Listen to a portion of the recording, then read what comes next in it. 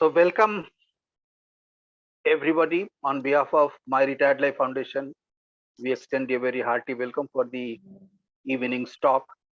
And today's talk is a very crucial and important subject. And to talk on this topic of osteoporosis, we have with us a very eminent speaker, Dr. Praveen Saxena, whom we all know. He was with us earlier also. So thank you, Dr. Praveen Saxena sir, for being with us today once again. And I request Anand Saxena sir to please welcome him formally, introduce him formally, and then floor is open to Dr. Praveen Saxena. Anand Saxena sir. Okay, sir. I'm audible? Yeah, you're audible. Thank you, Dr. Shenvata sir. Good evening to all. It's our pleasure to have Dr. Praveen Saxena among us once again. A few months back, he gave a useful tips to protect our spine. Spine, which is a very important and vital organ of our body. And Dr. Praveen Saxena has an expertise in spine-related problems. There are many feathers in his cap. And in a nutshell, I want to mention few of his long list of achievements. His specialization includes robotic spine surgery, vertebroplasty and balloon kyphoplasty, artificial disc replacement surgery, pain management, endoscopic spine surgery, microsurgery in lumbar spine, and osteoporosis prevention management. He has 22 years of experience in spine surgery. He has done more than 5,000 of spine surgeries. Osteoporosis is one of the common problems of every human being, particularly for senior citizens. I request Dr. Praveen Saxena to apprise us the precautions we should take to avoid osteoporosis, and if it is there, then how to protect ourselves from further damage. Dr. Saxena, please come. The floor is open to you. Please do come. Good evening, and thank you so much, Anandji, for such kind words. Good evening to everyone in the Senior Citizen Club. I just want to know whether you can see my screen. Is it visible? No, it is just loading actually. Can you see the PPT presentation? No, it has not yet come. Sorry, no. No, it says it has started the screen sharing, but it has not yet come. Can you see it now? No. I don't know, it is not showing there. Just give me a second. Joa, new share. Achi. Ani? તમારું ચાલુ કામ છે sir share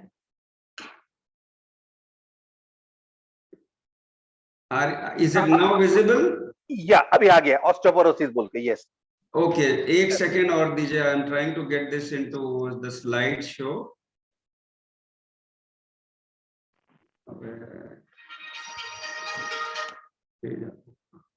अभी दिख रहा है सबको? नहीं चला गया. फिर से चला गया? Sir, you said rename instead of that slideshow down you go. The slideshow has not come.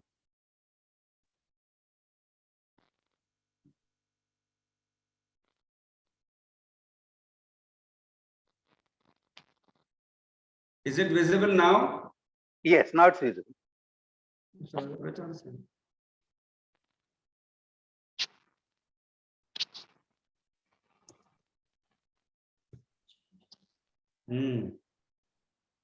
There is still some problem. The PPT is not running.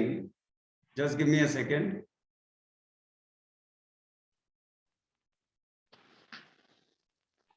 Okay. So did the slide change in your screen as well? Yeah. Holistic and individualized approach to back. Okay. Without wasting any more time, let me go ahead with this today's lecture. Idea ये है कि ये एक ऐसी problem है जो मैं मानता हूँ बहुत इम्पोर्टेंट है और सालों से इसको कोई भी डॉक्टर फैकल्टी अपनाता नहीं है. This is like I would say a step son और a step daughter for everybody, mainly because बहुत सारी फैकल्टीज और इसमें इन्वॉल्व रहती हैं, जैसे कि गायनेकोलॉजिस्ट भी होते हैं, ऑर्थोपेडिक सर्जन्स इन्वॉल्व हैं, स्पाइन सर्जन्स इन्वॉल्व हैं, कुछ उसमें जो है वो एंडोक्रिनोलॉजिस्ट भी इन्वॉल्व रहते हैं. कोई इसको अपना नहीं मानता है, सब एक दूसरे के पास भेजते रहते हैं, पेशेंट्स काफी परेशान रहते हैं और ये बहुत कॉमन प्रॉब्लम है. That is the simple reason why मैंने ये कोशिश करी है कि हम लोग इसको एड्रेस कर सकें. सो ये रिपीटिशन ऑफ स्लाइड्स है आप लोगों के लिए. मेरे कुछ स्पाइन सर्जन्स की टीम है और हम लोग साथ में काम करते हैं. और मैं आपको बताऊं कि मैं अपोलो नवी मुंबई नेहरू में भी विजिट करता हूं, वहां पे रोबोटिक स्पाइन सर्जरी का सीनियर कंसल्टेंट हूं. Without wasting time, it is important to understand osteoporosis है क्या. It is nothing but porous bone. ठीक है. And we need to understand कि over age of 50 years, 1 out of every 3 women, हर तीसरी महिला को ऑस्टियोपोरोसिस होता है. लेकिन ये जरूरी नहीं है कि केवल ओल्ड एज में हो, किसी भी एज में हो सकता है. Sir can I just interrupt, आपका वॉइस कट रहा है. हाँ, मैं वही कोशिश कर रहा हूँ. हाँ, अभी ठीक है. Now it's okay. Okay, now it's okay, perfect. मैं कोशिश करता हूँ. अभी क्लियर आ रहा है? एकदम क्लियर आ रहा है अभी. कुल्लू रखो ने वॉइस में की लोचा पड़ा है. Right. So this is an important thing. मैं पोरस बोन यानी क्या, बहुत सिंपल एक एग्जांपल कॉमन लाइफ का देना चाहता हूँ.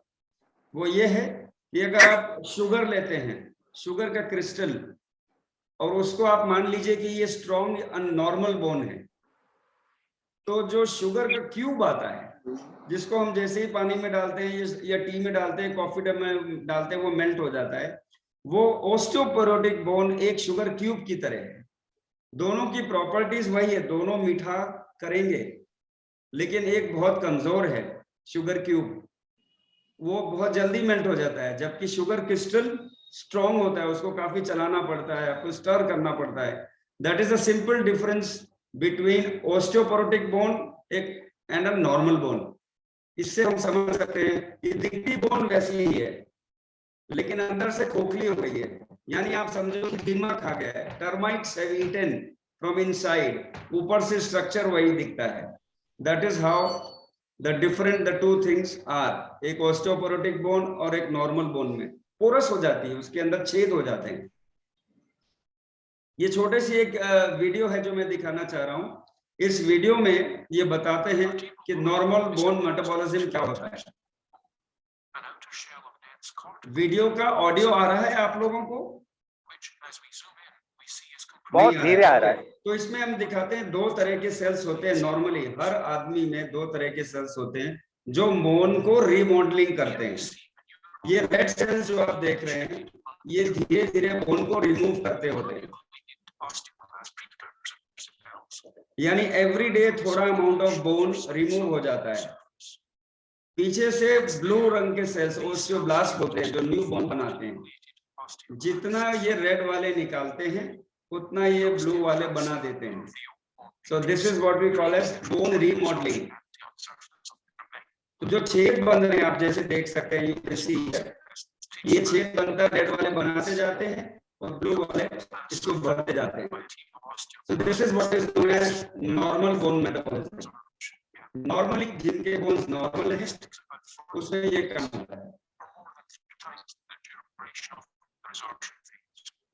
मान लीजिए 10 मिनट बोन को बनाने में लगता है, तो 30 मिनट बोन को बनाने में लगता है. This is the difference. और ये बीच का gap he weakness of bones का कारण होता है, जैसे कि हम नेक्स्ट स्लाइड में देखेंगे. तो ऑस्टियोपोरोसिस बहुत ही कॉमन है. ऐसा जरूरी नहीं है कि सिर्फ वुमेन में होती है.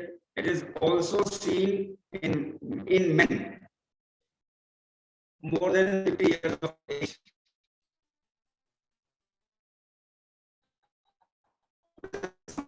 Can you see? आपका गला कट रहा है सर. स्लाइड तो दिख रहा है. ओके. यहाँ पे चला गया है मेरा स्लाइड. मारो मूवी जरूर है. Anyway, So this is something we need to understand कि osteoporosis जरूर हम देखते हैं कि older age group में है, but इसकी शुरुआत 30-35 years of age से होती है।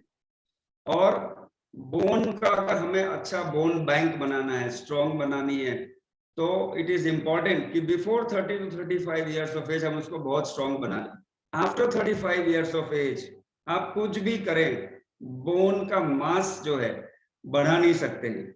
यानी मैं इसको एक एनालॉग अगर ड्रॉ करता हूँ कि मेरी अगर अर्निंग कैपेसिटी 30-35 आप जो होती है एज पे हो गई, उसके ज्यादा मैं कुछ भी करूं, मैं उससे ज्यादा पैसा नहीं कमा पा रहा हूँ, मैं सिर्फ उसको मेंटेन कर पाता हूँ। That is how bone metabolism works. यानी जो कुछ भी कमाना है आपको, जितना बड़ा बैंक बैलेंस बनाना है, वो 30 से 35 साल तक में बना दीजिए। उसके बाद आप अच्छी एक्टिविटीज करेंगे, अच्छे से खाए पिएंगे, तो वो बोन बैलेंस, वो पैसे का बैलेंस, वो कैल्शियम का बैलेंस आप मेंटेन कर पाएंगे, उसको बढ़ा नहीं सकते हैं। तो अगर 30-35 साल के पास आपका कम बैंक बैलेंस है, तो आपको जल्दी ऑस्टियोपोरोसिस आएगी। आपके पास ज्यादा बैंक बैलेंस है, यानी पीक बोन मास अच्छा है, तो आपको ऑस्टियोपोरोसिस लेकर आएगी या शायद नहीं भी आए। तो बहुत से कॉजेज हैं जो कि ऑस्टियोपोरोसिस की वजह से हो सकते हैं, लेकिन बेसलाइन समझने की बात यह है, जब बोन रिजॉर्प्शन यानी बोन का रिमूवल बोन फॉर्मेशन से यानी नई बोन बनने से ज्यादा होता है, तब ऑस्टियोपोरोसिस होती है। उसमें बोन्स फ्रेजाइल हो जाती हैं, वीकेंड हो जाती हैं, इसका कोई वार्निंग सिग्नल नहीं रहता है। It is a silent killer. एक दिन छोटा सा फ्रैक्चर हुआ और तब लगता है कि अरे ये कैसे हो गया, मैं तो गिरा नहीं, चोट नहीं लगी, फ्रैक्चर कैसे हो गया। This is how it presents, that is why it is known as a silent killer. ये एक इशू है जो है। In short, bone formation is less than the bone destruction. That is the main reason of osteoporosis. एक छोटी सी movie और है जिसमें ये हम बता रहे हैं कि ऑस्टियोपोरोसिस में क्या होता है, क्यों होता है। हमेशा की तरह जैसे मैं बताया, ये रेड सेल्स, इसको ऑस्टियोब्लास्ट बोलते हैं, ये बोन्स को खाना शुरू करते हैं और ये धीरे धीरे एक डीप कैविटी बना देते हैं। ये कैविटी इतनी डीप होती है कि पीछे से जो ऑस्टियोब्लास्ट आते हैं, जो हमारे ब्लू सेल्स जो हड्डी बनाना चाहते हैं, वो पूरा उसको भर नहीं पाते हैं। This is exactly what happens in osteoporosis. तो नॉर्मल हड्डी धीरे से अंदर से खोखली होती चली जाती है, छोटे छोटे होल्स बनते हैं, फिर ये बहुत सारे होल्स एक दूसरे से मिलके फ्रैक्चर हो जाते हैं, क्योंकि हड्डी अंदर से वेट उठाने के लायक नहीं रह जाती। जैसा कि आप इस मूवी में देख रहे हैं, धीरे धीरे कैविटी बंद हो रही है और पूरी बोन खोखली होती चली जा रही है। ये होता है ऑस्टियोपोरोसिस में, ये जानना बहुत जरूरी है। इस पूरे प्रोसेस को 3 से 6 महीने लगते हैं, 3 to 6 months। तो आज आपने गोली शुरू करी, कल ठीक हो गया, ऐसा पॉसिबल नहीं है। It has to be a continuous treatment. इस मूवी में यही दिखा रहे हैं, ये जो गैप बन गया ना, वो हम भर नहीं पाते हैं, गैप भर नहीं है और धीरे धीरे बोन चली जा रही है।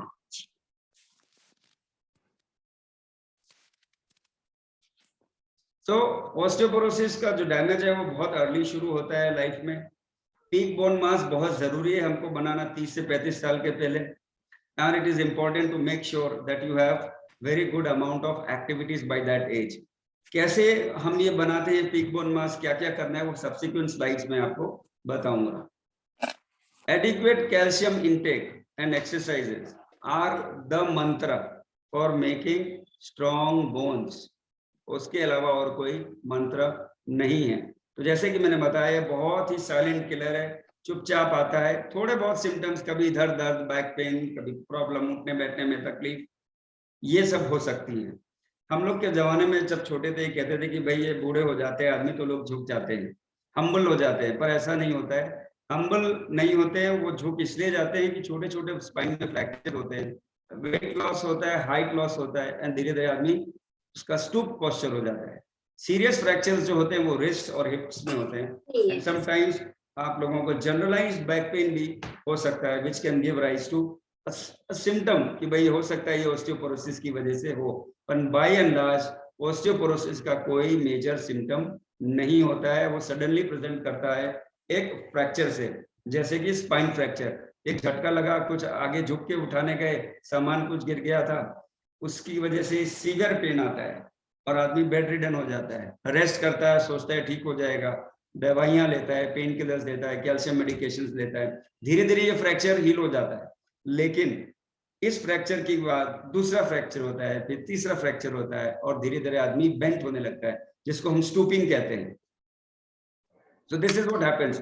एक normal lady, young lady with normal spine, धीरे धीरे फ्रैक्चर्स होने लगे तो पहले ऐसे कंधे झुकते हैं, फाइनली ऐसा हो जाता है। ये होता है ऑस्टियोपोरोसिस की वजह, इसको हम कहते हैं हम formation, and this is something which is very serious. इसके कई कंसीक्वेंसेस होते हैं जो कि कुछ स्लाइड्स बाद में बताऊंगा आपको। तो ये प्रॉब्लम है जिसे हम कहते हैं बेंडिंग और हम फॉर्मेशन बिकॉज ऑफ छोटे फ्रैक्चर्स।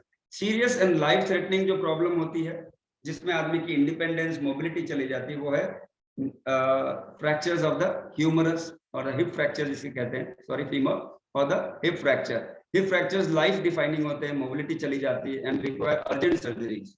ये बहुत बड़ा इश्यू हो जाता है अगर आदमी का हिप फ्रैक्चर हो जाए, and that requires a lot of medications. छोटे फ्रैक्चर्स लाइक हाथ के wrist fractures are also very common, ribs में पेल्विस फ्रैक्चर्स, शोल्डर फ्रैक्चर्स हो सकते हैं, all of which require treatment. सिर्फ दवाओं से ये ठीक नहीं हो पाते हैं। तो क्या कारण है, why do we have osteoporosis? Primary problem जो है वो लो डाइटरी इंटेक है। Most of us are vegetarians, low calcium intake vegetarian diet में रहती है, therefore we have to concentrate किस तरह की डाइट खाएं ताकि कैल्शियम अच्छा मिले। दूसरे इश्यूज, कैल्शियम खा रहे हैं लेकिन एब्जॉर्प्शन नहीं हो रहा है। तीसरा ये है कि एज एजिंग प्रोसेस बढ़ता है, बोन मास डेंसिटी अपने आप धीरे धीरे 30 ईयर्स के बाद डिक्लाइन होने लगती है, अराउंड 0.5% पर ईयर। कुछ जेनेटिक फैक्टर्स, कुछ लोगों को जेनेटिक प्रॉब्लम्स होती हैं, उसकी वजह से होती है। विमेन में menopause is the turning point as far as osteoporosis is concerned, and one of the major reasons why women में ऑस्टियोपोरोसिस ज्यादा देखी जाती है। मेन में ओल्डर एज में 70-80 के आसपास you see start seeing a lot of problems of osteoporosis. आज के जमाने में यंगर एज ग्रुप में we are seeing a lot of osteoporosis because of lifestyle issues. किस तरह का खाना पीना, किस तरह से रह रहे हैं, that is also one of the major issues why we see lot of osteoporosis. तो क्या रिस्क फैक्टर्स हैं जिसकी वजह से ऑस्टियोपोरोसिस होती है? कुछ फैक्टर का तो नॉन मॉडिफाइबल है, इसके लिए हम कुछ नहीं कर सकते, जैसे कि एज ज्यादा है, पोस्ट मेनोपॉजल है, प्रीमेच्योर मेनोपॉज हो गया, या एशियन रेस है जैसे कि हम लोग हैं, हम लोगों में देखा जाता है we are more prone to osteoporosis and earlier age groups में आती है। लेकिन कुछ फैक्टर्स है जिसके बारे में मैं ज्यादा बात करना चाहूंगा, वो है मॉडिफाइबल फैक्टर्स, जैसे cigarette smoking, one of the major reasons why osteoporosis comes in. Excessive alcohol intake, inactivity, वो काउच पे बैठे सुबह से शाम तक टीवी देख रहे हैं, मूवी देख रहे हैं, क्रिकेट मैचेस चल रहे हैं, वहीं पे सोडा पी रहे हैं, बॉडी वेट अपना कम है, कोई एक्सरसाइज नहीं करते, ओवरऑल जनरल हेल्थ अच्छी नहीं है, एंड ऑफ कोर्स ज्यादा टाइम बेड रिडन लोगों को भी ऑस्टियोपोरोसिस ज्यादा होती है। These are the things that we can change, and this is how we can remove or reduce the chances of osteoporosis. Stop smoking cigarettes. Take less alcohol, if possible. Stop alcohol. Start physical exercises. Make sure you have proper body weight. Low body weight is another cause. So ये एक important चीज है। If you are beyond 50 years of age and you feel more than one risk, इसमें से आपके पास risk factors हैं, तो please, और आपको फ्रैक्चर या थोड़ा बहुत हो चुका है, you should immediately consult a doctor to ensure and find out आपकी क्या condition है bones की आज की तारीख में, and what steps need to be taken so that you don't end up with lot of problems. ये स्लाइड इसलिए बनाई है ताकि आप समझ सके, अगर इनमें से कुछ फैक्टर्स आपके पास हैं या फिर आप 50 इयर्स के एज के ज्यादा हैं और फ्रैक्चर हो चुका है थोड़ा मोटा, तो आपको जरूरी है किसी कंसल्टेंट को मिलना so that you can take care of your issues. Early diagnosis is very very important. Fracture हो जाने के बाद तो थोड़ी देर हो गई, पहले डायग्नोसिस करना बहुत जरूरी है। We don't want the fractures to come. तो इसके क्या कर सकते हैं? Let us see.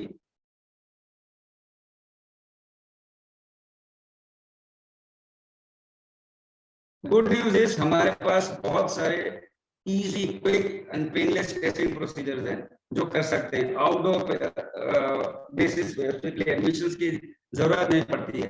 Quick and early diagnosis of the bone strength normal है, ऑस्टियोपेनिया है या ऑस्टियोपोरोसिस है, ये जानना हमारे लिए अब आसान हो गया है। And most of the cities in our country are having this procedures. तो क्या टेस्ट हैं जो होते हैं, बहुत सारे हमने देखे हैं, अवेलेबल है। मैं सबको थोड़ा थोड़ा आपके बारे में डिटेल बताऊंगा, जैसे कि बोन डेंसिटोमेट्री, जिसे डेक्सा स्कैन कहते हैं, क्यूसीटी स्कैन्स होते हैं, अल्ट्रासाउंड से बोन डेंसिटी मेजर करते हैं। क्लिनिकल एग्जामिनेशन के बाद पेशेंट्स को देखने से भी लगता है कि भाई ये काफी वीक है, कुछ ब्लड टेस्ट कराए जाते हैं एंड एक्सरेज। हालांकि मैं यहाँ कहना चाहूंगा कि x-ray is a very poor predictor of osteoporosis. Doctor Praveen Saxena, आप थोड़ा सा वॉइस को करें, वॉइस होना, दिस इज इंपॉर्टेंट स्लाइड, इसलिए वॉइस कट हो रहा है आपका।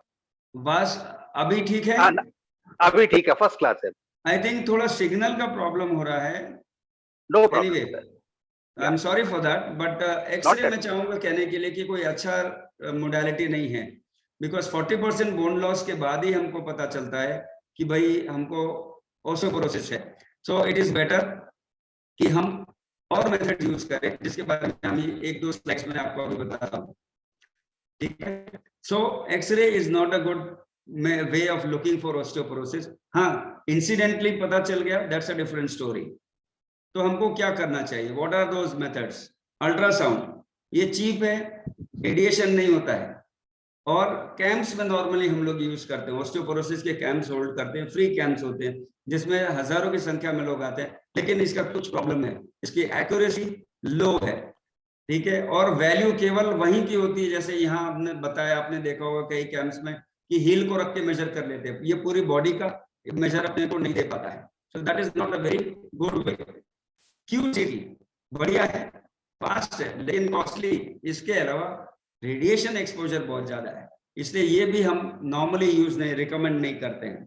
DEXA scan is what we usually recommend, या सिटी बीएमडी जिसको बोलते हैं।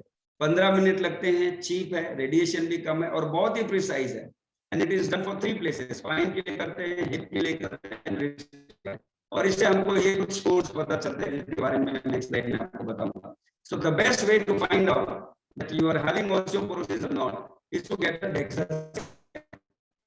That will help you very quickly to understand कि भाई हमें प्रॉब्लम है या नहीं है, और इससे आपको 2 तरह के स्कोर्स मिलेंगे and doctor will help you to interpret इससे क्या है।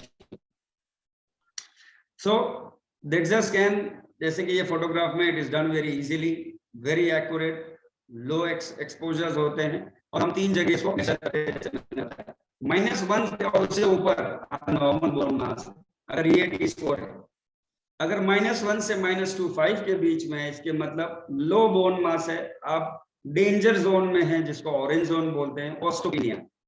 Anything below -2.5 is osteoporosis and this should be treated aggressively. Treatment बहुत सिंपल होता है, लेकिन लोग कर नहीं पाते हैं। 2 चीजें, calcium and vitamin D supplementation, ये बेसिक है, ये तो लेना ही लेना है। कोई भी मेडिसिन आप ऑस्टियोपोरोसिस की शुरू करेंगे, अगर ये 2 चीजें नहीं ले रहे हैं तो वो काम नहीं कर पाएंगे। And these are the recommended doses for vitamin D and for calcium for all those people who are of adult age.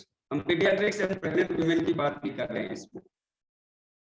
So treatment की क्या modalities हैं? 2 तरह की, एक जो बोन को, जैसे कि हमने मेटाबॉलिज्म में देखा, खाने में कम करते हैं, यानी रिजॉर्प्शन, जो बोन काट रहा है एक्टिविटी, और दूसरा नई बोन बनाना।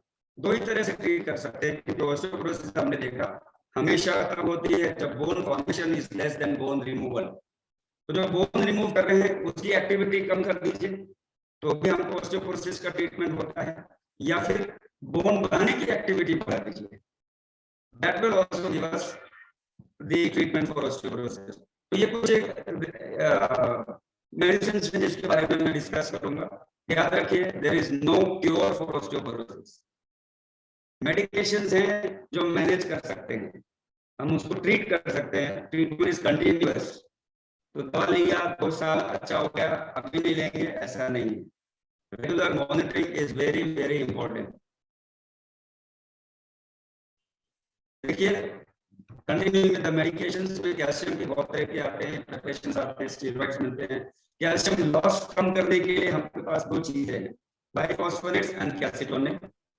Oestrogen replacement therapy, new bone formation के लिए, नया बोन बनाने के लिए केवल इंजेक्टेबल मेडिसिन आती है, वो है टेरिपेराटाइड्स। डॉक्टर प्रवीण साहब फी बहुत ज्यादा कट रहा है। अच्छा, आई थिंक ये पोजीशन में बेटर है, या that is a better position. तो I will have to maintain this, and unfortunately आपको केवल मुझे मेरा चेहरा ही देखना पड़ेगा। The common sources of food, देखिए ये फोटोग्राफ बहुत इंपॉर्टेंट है, स्पेशली हमारे वेजिटेरियंस के लिए। मिल्क एंड मिल्क प्रोडक्ट्स, आजकल नया फैशन चला है वेगन, कि भाई कुछ भी डेयरी प्रोडक्ट नहीं खाएंगे, तो आपका कैल्शियम का सोर्स कहां से आएगा? आप कुछ भी नहीं खाएंगे, वेज में भी दूध और दूध प्रोडक्ट्स नहीं खाएंगे, तो आपके पास क्या रह गया? सिर्फ वो ब्रोकोली जो देख रहे हैं वो रह गया, और एक दो छोटे मोटे इधर मशरूम्स हैं वो खा सकते हैं। That is a very restricted source for you.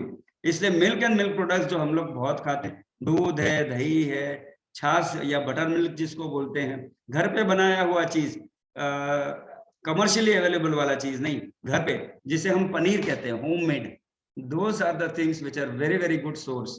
इसके साथ मैं कहना चाहूंगा एलमंड्स, वॉलनट्स, अंजीर, उसका ये इंग्लिश वर्ड मुझे नहीं पता है, मगर अंजीर सब लोग जानते हैं, वो बहुत सोर्सेज अच्छे होते हैं। इसके साथ में बहुत जरूरी होता है कि हम सोया पाउडर या सोया बीन्स ले सकें।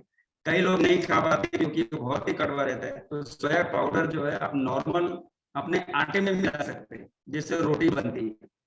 वो सोया कैल्शियम के एब्जॉर्प्शन में बहुत हेल्प करता है। मैं अभी बताऊंगा कि कैल्शियम का एब्जॉर्प्शन कितना प्रॉब्लमेटिक है, इतना इजी नहीं है, इसलिए फूड सोर्स हमारे लिए बहुत इंपॉर्टेंट है। इसके अलावा टैबलेट्स लेने की, लेकिन फूड भी अच्छा होना चाहिए।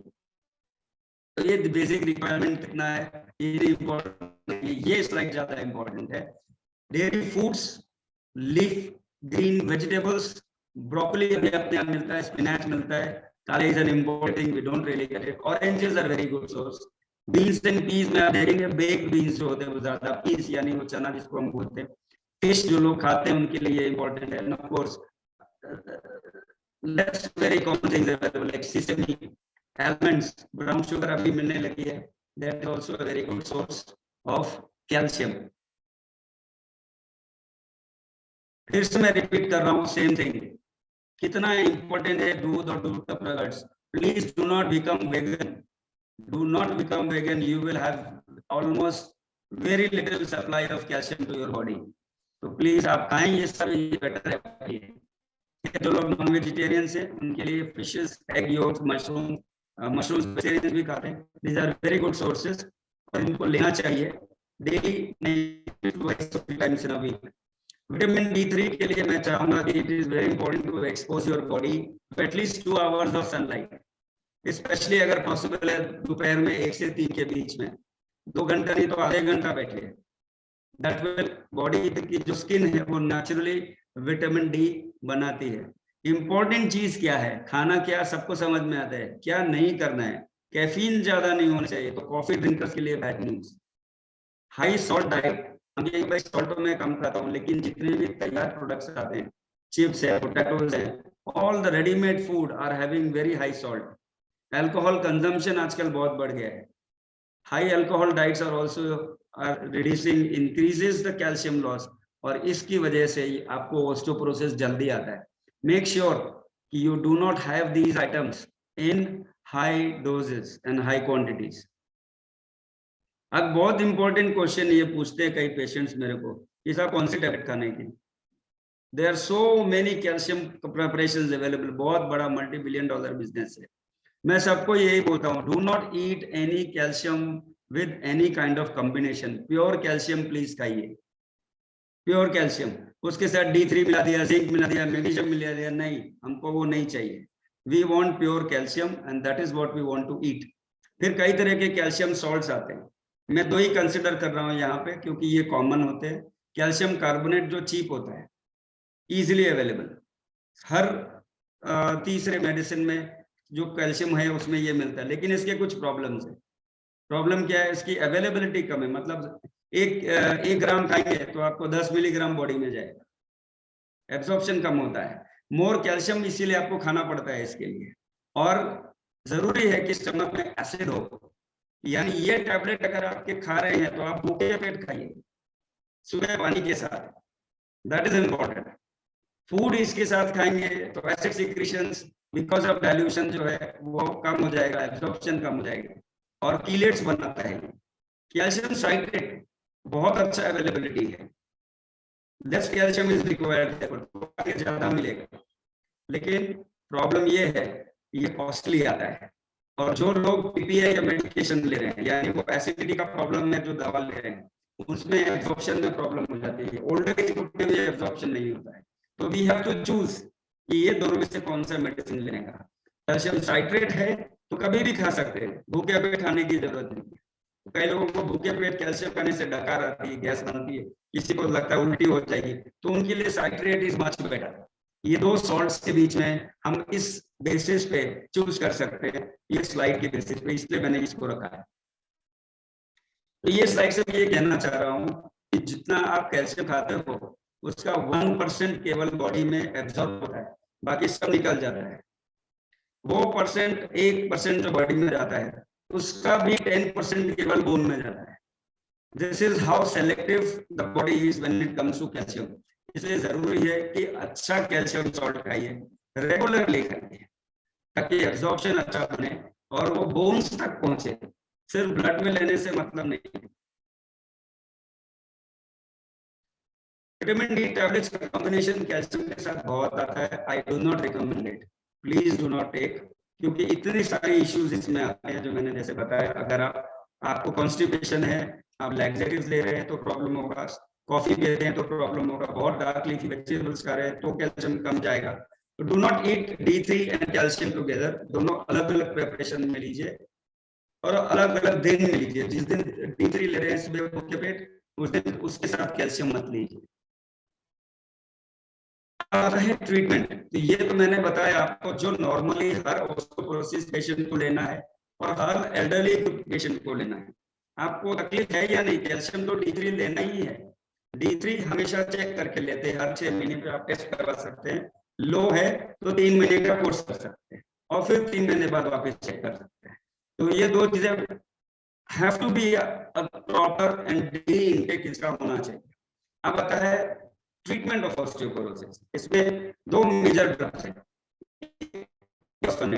जो बोन का डिसॉर्प्शन यानी रिमूवल कम करते हैं, और दूसरा टेरिपेप्टाइड जो बोन को बढ़ाता है, न्यू बोन बनाता है, दैट इज द टेरिपेप्टाइड। अब इसको करने की कोशिश करूंगा। बहुत से ड्रग्स मिलते हैं जो ओरल दे सकते हैं, आईवी दे सकते हैं, सबके अपने फायदे हैं और सबके अपने अपने गैर फायदे हैं। लेकिन जो हम कॉमनली यूज करते हैं उनके साथ क्या क्या इश्यूज आते हैं उसके बारे में। जो भी ट्रीटमेंट शुरू करते हैं जिसमें बोन्स को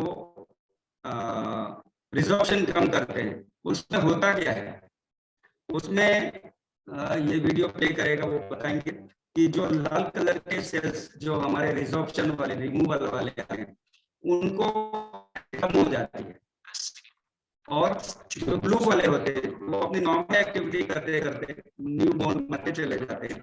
और इस तरह से ये एक्टिव करता है, इस तरह से ये दवा काम करती है।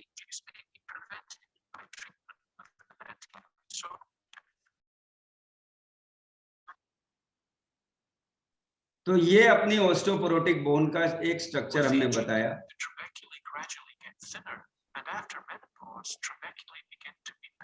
और ये कॉमनेस्ट चीज हम देखते हैं विमेन में मेनोपॉज के बाद कि उनकी हड्डियां कमजोर होती चली जाती हैं और फिर वो क्रैक हो जाती हैं। लेकिन अगर हम एंटी रिजॉर्प्टिव ट्रीटमेंट शुरू करते हैं, जैसे कि बाइफॉस्फोनेट जो बहुत कॉमन ट्रीटमेंट दिया जाता है ऑस्टियोपोरोसिस में, तो ये रेड सेल की एक्टिविटी को कम कर देता है। तो वो कैविटीज जो बनाते हैं वो बहुत डीप नहीं बना पाते, शैलो बनाते हैं, और उसको भरने में हमारे ब्लू सेल्स को बहुत इजी पड़ जाता है। तो पहले जो हमने देखा था वो गैप पड़ जाते हैं, वो नहीं पड़ते हैं, और ये ब्लू सेल्स इसको कवर कर देते हैं। This is how it works, very simple.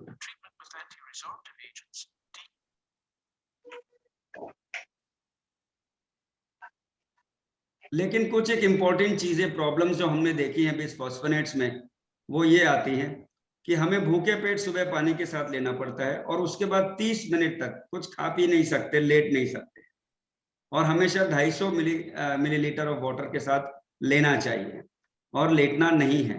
तो प्रॉब्लम आती है कंप्लायंस की, यानी लोग भूल जाते हैं या उससे गैस बनने लगती है, एसिडिटी होने लगती है और वो लेना बंद कर देते हैं। This is a major problem with bisphosphonates. बहुत ही cheap and easy and better treatment है, लेकिन कंप्लायंस नहीं हो पाती है, भूल जाना, लोग डेली नहीं लेते हैं एंड 6-8 महीने के बाद बंद कर देते हैं। This is another issue. Hormone replacement therapy बड़ा कंट्रोवर्शियल सब्जेक्ट है और मैं ये चाहता हूं कि इसमें आज के इस थिएटर में उसमें मैं ना डिस्कस करूं, but this is one way of treating specially women post menopausal और वो विमेन जिनको प्री मेच्योरली मेनोपॉज आया है उनके लिए ये अच्छा है, लेकिन इसकी काफी कॉम्प्लिकेशंस रहते हैं और sometimes it is pretty serious as well. तो ये हमेशा एक ट्रेन्ड एंडोक्रिनोलॉजिस्ट या गायनेकोलॉजिस्ट के ट्रीटमेंट में देख रेख में ही करना चाहिए। ऐसे ही घर पे किसी की एडवाइस से ये दवा नहीं लेनी चाहिए। So this I am going to skip in these things in detail, लेकिन ये सारे मेडिसिन अच्छे हैं विद प्रॉब्लम्स। ये एक मेडिसिन है कैल्सिटोनिन जो बहुत इंपॉर्टेंट है। ये एंटी रिजॉर्प्टिव ही एक्शन है इसका, लेकिन इसको लेने का जो तरीका बहुत बढ़िया है। ये हम नोज इनहेलर की तरह नोज के थ्रू ले सकते हैं। बेसिक एडवांटेज ये है कि ये हड्डी का प्रॉब्लम तो सॉल्व करता ही है, लेकिन इसका खुद का भी पेन किलर इफेक्ट है, तो बोन पेन को ये रिमूव कर देता है। तो it is a very good way of treating osteoporosis. जिन पेशेंट्स को गोलियां खाने में प्रॉब्लम रहती है उनको हम कैल्सिटोनिन नेजल स्प्रे दे सकते हैं। वो एक नॉस्ट्रल से लिया, दूसरे दिन दूसरे नॉस्ट्रल्स का, फिर शाम को इससे, फिर दिन को इसके। तो ये इससे हम सेम चीज जो आप ओरल ले रहे हैं वो हम इससे ट्रीट कर सकते हैं। This is a very good method of treating osteoporosis, जो लोग टैबलेट्स नहीं ले पाते उनके लिए। कुछ एक प्रॉब्लम्स इसके साथ हैं, जैसे राइनाइटिस हो जाती है, नाक बहने लगती है, किसी को इरिटेशन बहुत रहता है, पर बहुत कम देखा गया है ये problem. But these problems are known with the nasal spray. ये एक और तरीका है ट्रीट करने का।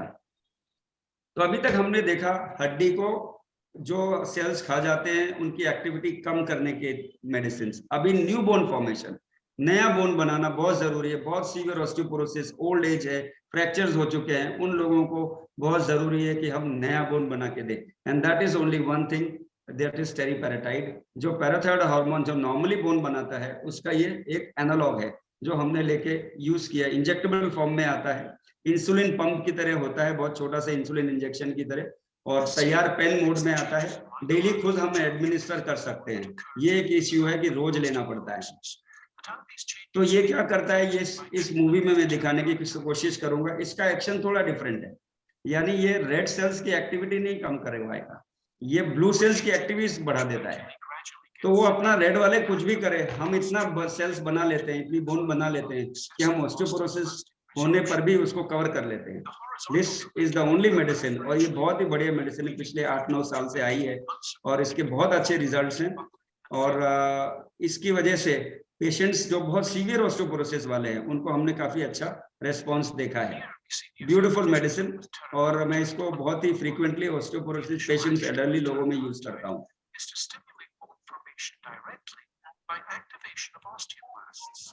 यानी ये ऐसी मेडिसिन है जो लाल सेल्स की एक्टिविटी पे डिपेंड नहीं करता है।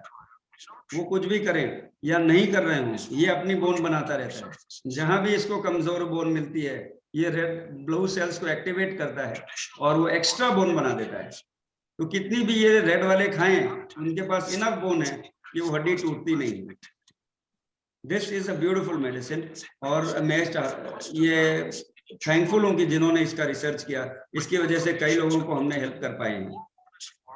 तो आप देख सकते हैं कि ब्लू बोन जो है, सेल्स जो है, इतने सारे बोन बना दिए कि रेड वाले का एक्टिविटी का कोई फर्क नहीं पड़ा।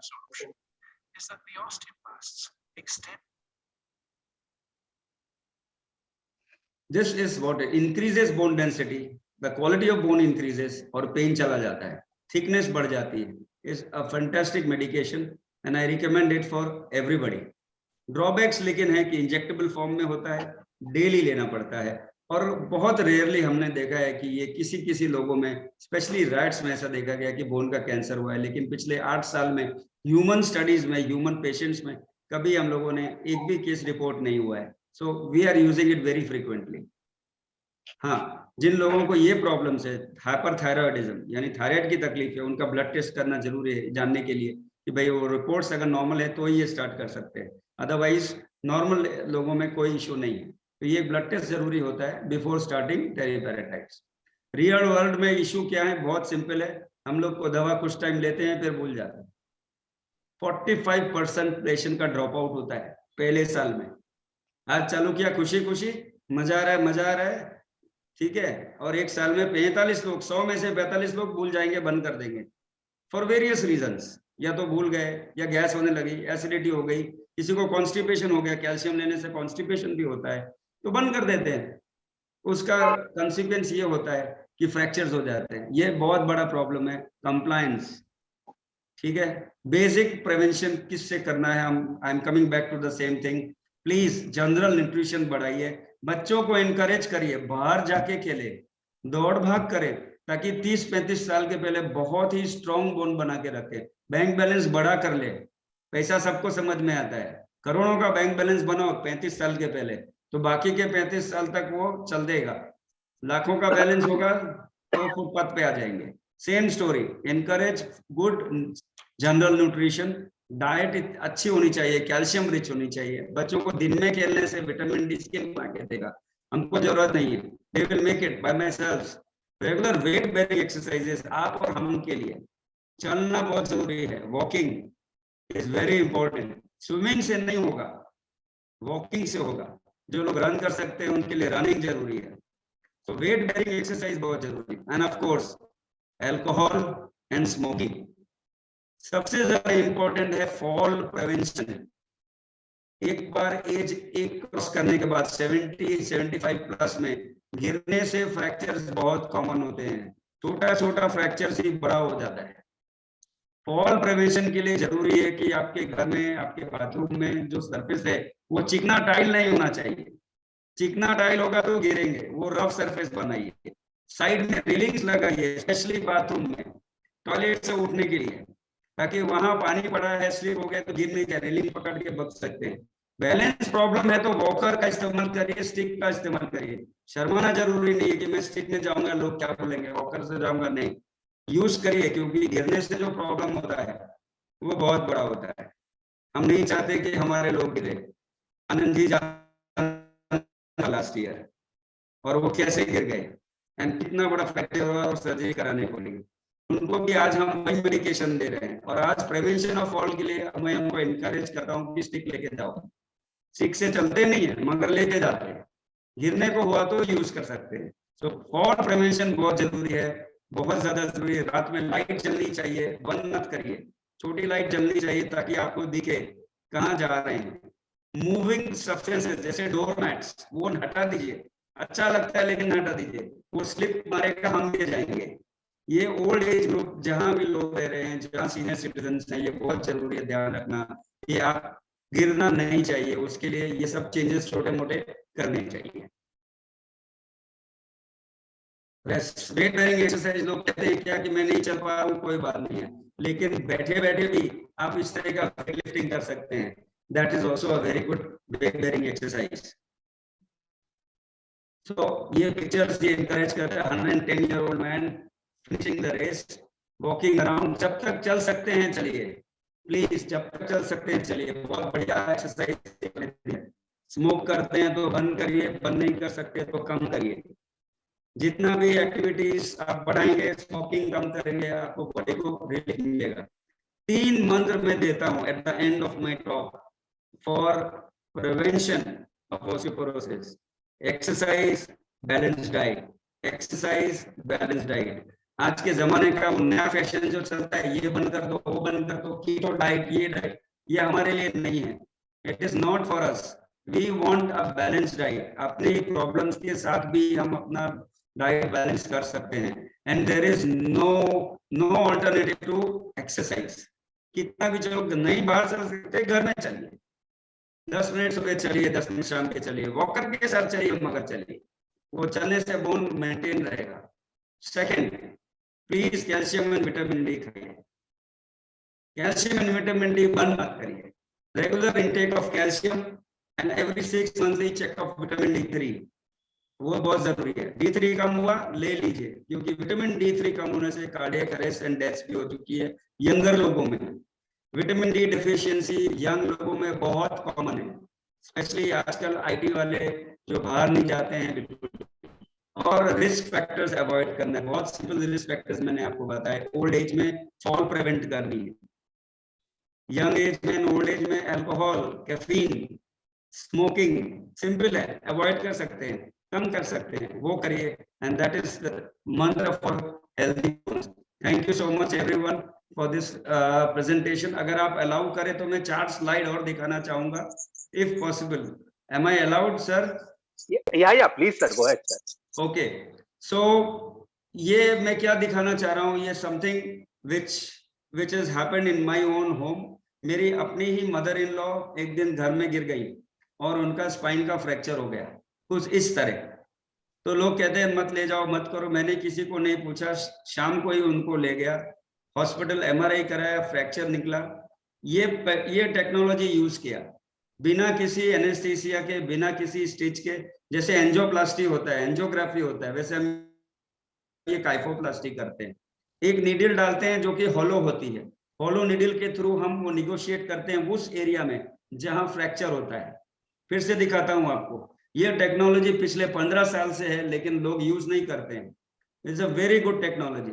उस फ्रैक्चर एरिया में हम बलून डालते हैं और उसको फ्रैक्चर को खोल देते हैं। ये फ्रैक्चर्ड बोन है जिसको मैंने खोल दिया, बलून निकाल लिया, कैनुला निकाल लिया, अंदर एक स्पेशल सीमेंट आता है, भर देते हैं। ये सीमेंट की स्ट्रेंथ 2 घंटे में बोन जैसी हो जाती है, यानी 2 घंटे में you are back in action. कोई पेन नहीं, कोई बेल्ट नहीं, कोई पेन किलर नहीं, कुछ नहीं लेना है, कोई ट्रीटमेंट नहीं है इसका। End of the story. 2 घंटे के बाद you are back to work. मैं दोपहर में ले गया, इनको सर्जरी की है, शाम को 11 बजे घर पे ले आया। Since then she is walking, किसी को नहीं पूछा। This is one treatment should always be encouraged for all senior citizens जिनको स्पाइन फ्रैक्चर होता है। रिमेंबर, इसमें एनेस्थीसिया नहीं देते हैं, कोई काटपीट नहीं है, कोई चीरफाड़ नहीं है, कोई टाके नहीं। अगर आप सुबह कराते हैं प्रोसीजर तो शाम को घर जाते हैं। It is a day care procedure. कई जगह जो लोग अच्छे इंश्योर्ड होते हैं उनको एडमिशन भी डे नाइट में भी रखना नहीं पड़ता है। Same day you go home and you go home walking, you go home pain free. ये ट्रीटमेंट बहुत ही मैजिकल है, बहुत ही अच्छा है। यही मैंने आपको फोटो में दिखाने की कोशिश किया है कि ये फ्रैक्चर है, ये बलून डाला, ये सीमेंट डाला and you are out, that's it, we are done. ये मेरा सबसे पहला पेशेंट है 2007 का। ये हमारे पास नडियाड एक शहर है, वहां से आया था। She is an 80-year-old lady. ये खाली 2 पॉइंट मैंने मार्क करे और इस मार्क करने के बाद मैंने प्रोसीजर कुछ इस तरह से किया। ये हमारी नीडल्स हैं, कैनुलास हैं जो हम डालते हैं। हमको एक्सरेज में ऐसा दिखता है। This is how it looks. जैसे ये फ्रैक्चर्ड बोन है, ये मेरा कैनुला जा रहा है, ये मेरा गाइड वायर है, just like in angioplasty and kyphoplasty. ये मेरा बलून है जिसको मैंने फुलाया, दोनों तरफ से फुलाया, गॉगल्स की तरह लगते हैं, राइट। इस तरह का मैं यूज करता हूं एक स्पेशल मीटर, जिससे मैं कितना डाई डाल रहा हूं वो मुझे बताता है, कितना सीमेंट मुझे डालना है। Everything is very well calibrated. और ये सीमेंट भर दिया, खत्म, procedure is over, there is no need to do anything else. दूसरा पेशेंट 72-year-old फीमेल, ये फ्रैक्चर और ये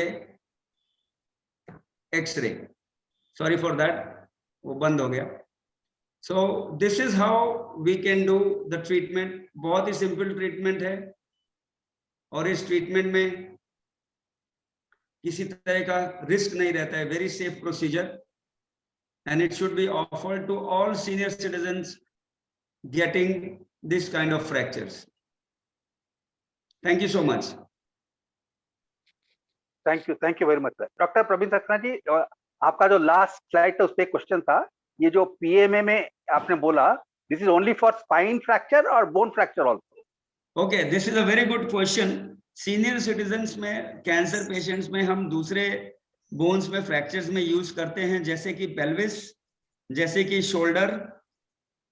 लेकिन लॉन्ग बोन फ्रैक्चर्स में जैसे कि हाथ के आर्म फ्रैक्चर है, ह्यूमरस है या रेडियस है या फीमर टिबिया में, ये यूज नहीं करते हैं। तो दूसरे बोन के फ्रैक्चर्स में यूज कर सकते हैं, लेकिन बहुत सेलेक्टिव यूज है इसका।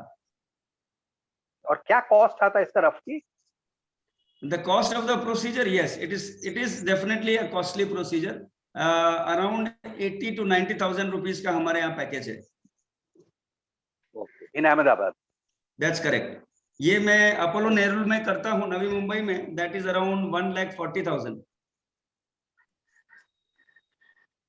इतना डिफरेंस है? सॉरी, इतना डिफरेंस है दोनों में? यस यस, मुंबई कॉस्टली है ना सर। अच्छा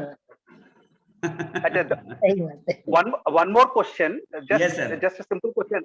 For the vitamin D intake, what is the ideal time? आपने बोला afternoon 1 to 3 is the ideal time. Many people say morning time. Many people say 4 o'clock. I don't know. There's so much a divergence of opinion. नहीं, please ask your question again. I am asking for the exposure to the sun for getting vitamin D. What is the ideal time? There is no confusion. The ideal time is between 1 and 3. Afternoon. Yes, Afternoon. that is the ideal time. Morning sun and evening sun, आप बैठेंगे, आपको वो raise नहीं मिलेंगी to stimulate the cells to make vitamin D3. 1 and 3 का exposure is the time. There is no discrepancy. वो तो बहुत गर्मी होता है। I know. That is, वो गर्मी अभी होता है सर। हम लोग जब छोटा था तो वही टाइम में बाहर खेलता था। ठीक है, thank you. We should wear white. Doctor, can you Yes. please suggest some calcium and vitamin D tablets names, please? Well, I don't think that will be fair on my part to take some trade names. मगर मैं आपको बताता हूँ कि just to answer your question, Shelcal 500 milligram is a simple tablet with no combination. साथ में M, D, C वो मत लीजिए। Okay. Plain calcium, Shelcal 500 milligram. D3 के लिए मैं usually prefer करता हूँ sachets, वो granules में आते हैं, Calcirol sachets। मेरा नंबर आप लोग लिख सकते हैं 98790 Yeah. 98790 22906। Thank इस you. नंबर पे आप कभी भी मैसेज करेंगे, just mention you are a member of the senior citizen group from Nerul. मैं आपको रेस्पॉन्ड करूंगा, जो भी क्वेरीज है पर्सनल वो बताऊंगा। Thank you, doctor. Thank you so much. Sir calcium intake से किडनी स्टोन्स होते हैं क्या? Oh, very good question. Excellent question, madam. वाह। Okay. Now this is something मैं सोच रहा था आप लोग नहीं पूछेंगे तो मैं ही बताने वाला था। देखिए, अगर आप 100 पेशेंट्स लेते हैं जिनको कैल्शियम स्टोन है या किडनी स्टोन है, 100 पेशेंट जिनको स्टोन ऑलरेडी है, ओके, और उनको पकड़ेंगे और उनका सर्वे करेंगे, तो उसमें से 10 या 15 लोग ही कैल्शियम टैबलेट्स ले रहे होंगे। In other words, what I want to say, there is no direct connection between taking tablets of calcium and forming kidney stones. लेकिन having said that, अगर आपका बॉडी का टेंडेंसी है स्टोन बनाने का, तो आप कैल्शियम ले रहे हैं या नहीं ले रहे हैं, वो किडनी में स्टोन बनेगा। I hope I have answered your question, madam. Yes, sir. Thank you very much. Sir, I am R.K. Modi speaking. Actually, ये sunrays for vitamin D के लिए लेना है, तो क्या आपको naked body में लेना है कि it can go through our face only? आपका वॉइस थोड़ा कम है, please come again. What he saying is, Dr. Saxena, that अगर हमको विटामिन डी के लिए सन को एक्सपोज करने का है, can I go in the normal shirt and pant or I have to expose my body and go? Well, the best way is to expose the back, put some oil. Best is the cod liver oil, the fish oils जो आते हैं. If you can do that, that is the best time. Expose the and make it bare. नहीं कर सकते हैं, women है, तो you can wear very light clothes, very light cotton clothes. Linen का better रहेगा. It should be white in color, doctor. Yes, madam. It should be white in color. The cloth should be white नहीं, होता है तो It effective should है. be light. When I say light, not color, thickness की बात कर रहा हूँ, English. ताकि उसमें से रेस पास हो सके. Okay. Thank you. Doctor, मेरा एक question है. Thank you, thank you, sir. Hello, I'm Nirmal speaking. Yes. If there is a crack fracture in the vertebral column and crack fracture is quite deep, and when you are injecting the PMMA, at that time, does it exaggerate the stenosis or something like that? Good question, madam. Stenosis exaggerate तभी होगा जब आपका cement leak होके बाहर आएगा. So If how the- to avoid? Sorry. So you are avoiding that? Yes, we So are how not much- going in the canal region. We are working through the No, bone. if the fracture itself is very much near to the canal, that is what my problem. Still not a problem, madam. यही मैंने आपको जो slide दिखाया, उसमें हम cement जब डालते हैं, we know कितना सीमेंट डालना है because of those machines we measure कितना ml सीमेंट डालना है. Number 1. Number 2, वो टूथपेस्ट फॉर्म में होता है. It is not liquid, so it doesn't flow out. जितना डालोगे वो उधर More he of rate a jelly करेगा. type, more of a jelly type, Sorry. more of a jelly type, you No, mean? no, toothpaste. Toothpaste.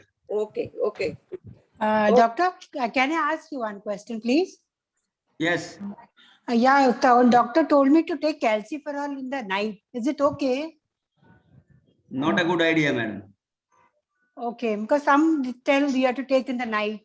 No, no. Morning is the best time. जो hormonal balance, जो calcium को regulate करता है, Okay. that is the morning time.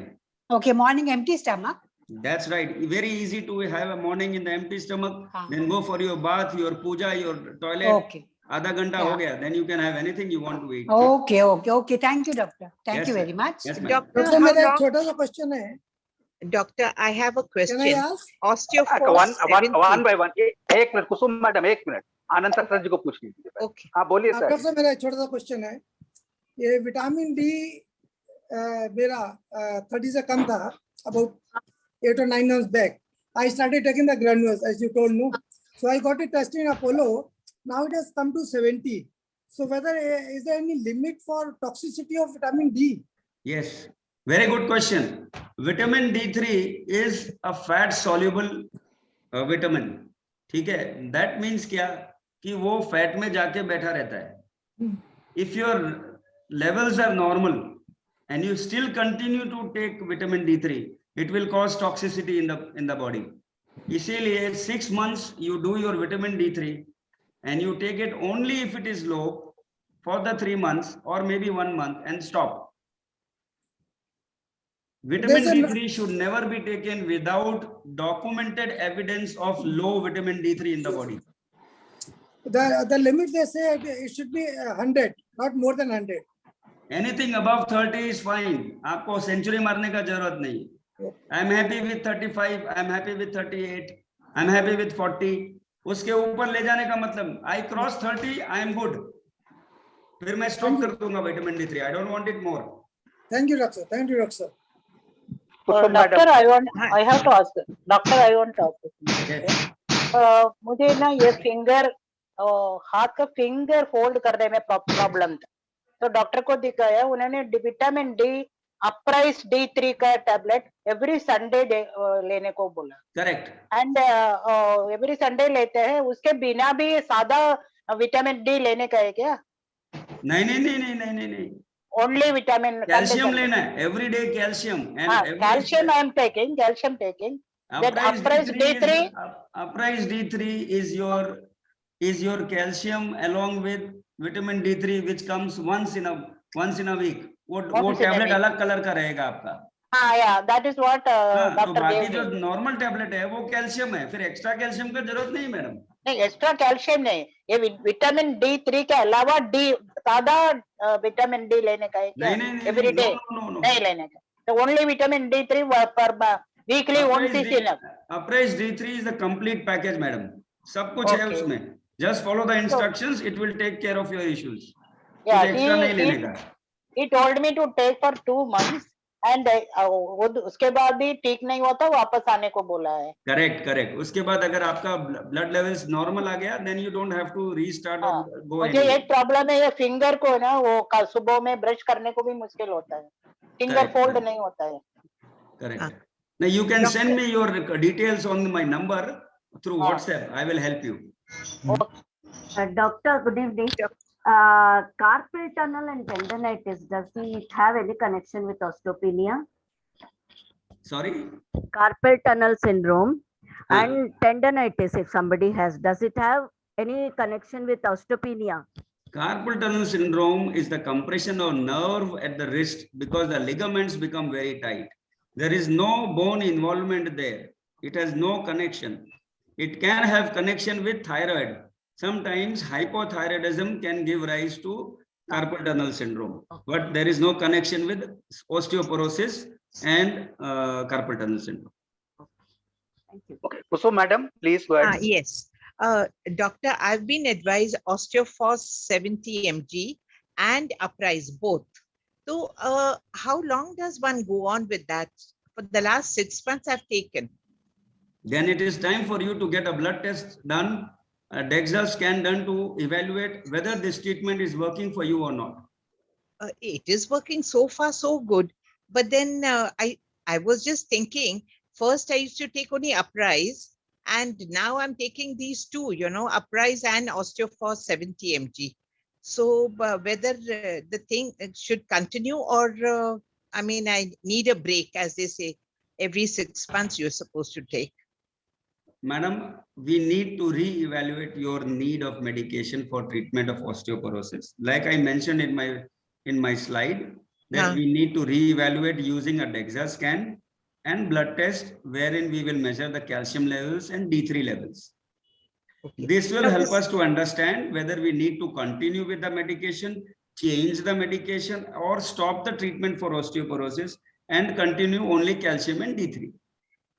Okay. So DEXA scan can be in any a local hospital, or You do can we go have to Apollo, it is very close. We are doing. Okay. Okay, fine.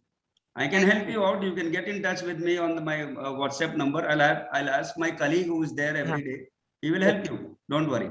Thank you so much. You're Thank welcome, ma'am. Any other question? Otherwise, I think excellent talk, doctor. I think it was a fascinating and excellent talk. As Dr. Praveen Saxena, we are indeed grateful to you for being with us today, and we look forward to continued support. And we'll definitely be get in touch with you in case of need. Thank you so much. We are, Thank you. and we are sure many of us we have the need. Thank you so much. Thank you, sir. very much. Thank you. Thank you, Everyone have a nice Diwali and a very, very happy New Year. Same to you. Happy Same to you. Diwali to you too, doctor. Thank you. Same to you. Same to you. Thank Same you. to you. Thank God you. bless.